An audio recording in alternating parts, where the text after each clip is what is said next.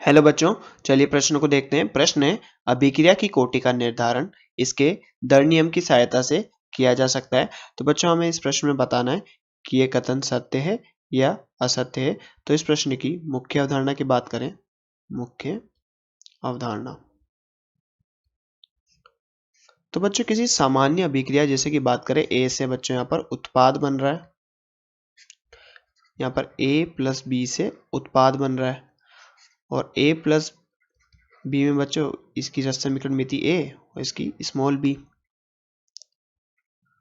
तो बच्चों अगर हम इसके लिए इस अभिक्रिया के लिए दर नियम लिखे तो दर नियम क्या होगा बच्चों? दर नियम, बच्चों दर नियम से हम यहाँ पर अभिक्रिया की दर का निर्धारण करते हैं। और दर नियम क्या होता है बच्चों? नियतांक गुणे अभिकारकों की सांद्रता। तो बच्चों अभिकारकों की सांद्रता की घात यहाँ पर P और अभिकारकों की सांद्रता की घात B में बच्चों इसकी घात आएगी Q। तो बच्चों यहाँ पर ये अभिक्रिया का दर नियम है। तो बच्चों कोटि की बात करें, कोटि क्या होता है?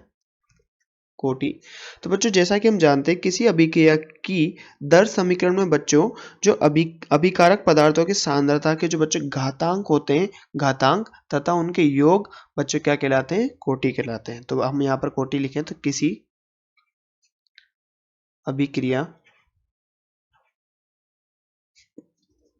की दर समीकरण, बच्चों दर समीकरण या फिर दर नियम बात एक ही होती है। दर समीकरण में अभिकारक पदार्थों की सांद्रता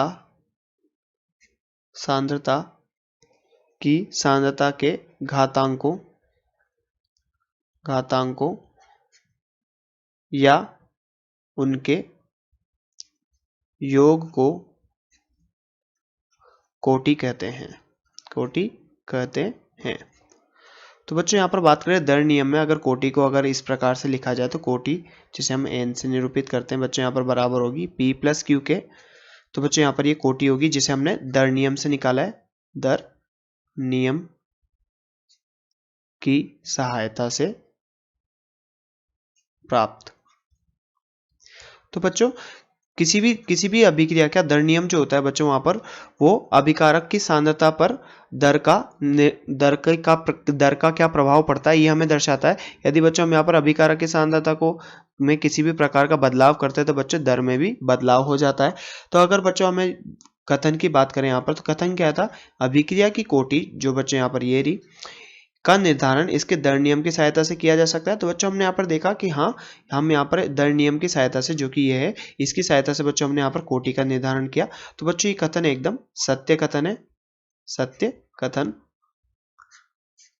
तो बच्चों हमने यहाँ पर इस कथन का यहाँ पर कारण देखा कि ये कैसे होता है और इसको सत्यापित किया। और बच्चों हम यहाँ पर कह सकते हैं कि ये कथन क्या है? सत्य कथन है। तो बच्चों आशा करते हैं आपको प्रश्न समझ में आया होगा।